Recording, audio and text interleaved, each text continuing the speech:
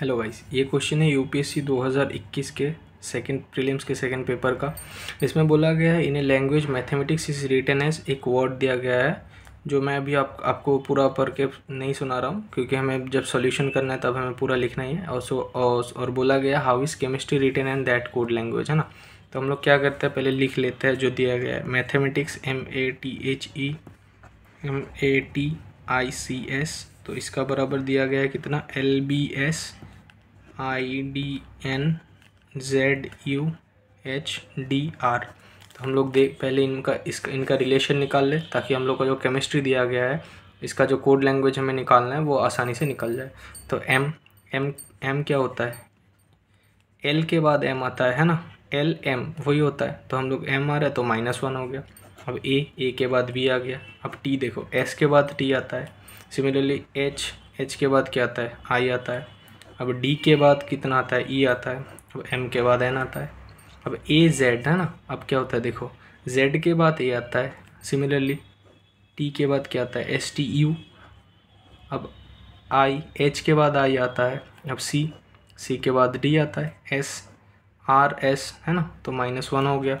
Similarly minus मतलब क्या कि हम लोग पीछे जा रहे हैं, और प्लस माइनस आगे जा रहे हैं। मतलब लाइक अगर ABC है तो हम लोग B को कंसिडर करें, +1 मतलब C और -1 मतलब A। सिमिलरली बस वही चीज़ मैं आपको यहाँ पे समझाने की कोशिश कर रहा हूँ कि माइनस प्लस से मैंने ये डिनोट किया है। अब केमिस्ट्री का आता है CHEMISTRY। तो हमने क्या देखा कि पहले माइनस होता है फिर प्लस होता है, बस वही सीक्वेंस कंटिन्यू हो रहा है। तो अगर देखें अब C क्या होता है, C मतलब जैसे यहाँ पे ML हो गया तो L के बाद M आता है, तो C से पहले क्या आएगा, B आएगा। -1 करेंगे तब रिलेशन हम लोग का प्रॉपर बनेगा ना।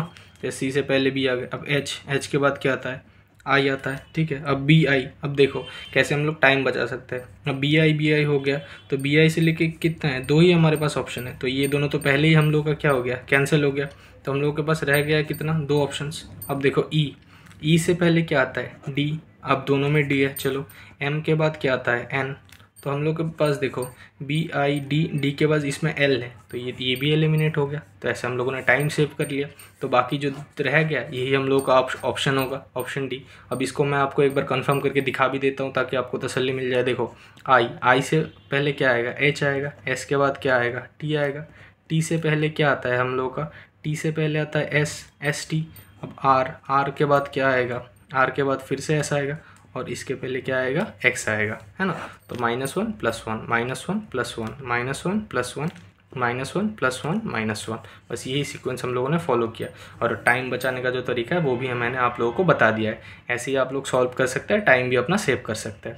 अगर वीडियो यूज़फुल लगी और आपको समझ में आ गया तो प्लीज़ चैनल को सब्सक्राइब करें, लाइक करें और कमेंट करें कि मुझे कौन से वीडियोस और भी ज़्यादा लाने चाहिए। और प्लीज़ अपने दोस्तों के साथ शेयर भी करें। Thank you so much for watching this video.